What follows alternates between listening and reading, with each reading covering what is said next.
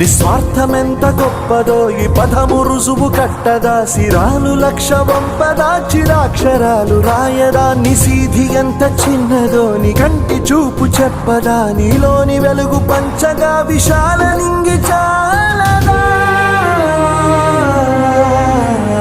మనుష్యులందు నీ కథ మహర్షిలాగా సాగదా, మనుష్యులందు నీ కథ మహర్షిలాగా సాగదా.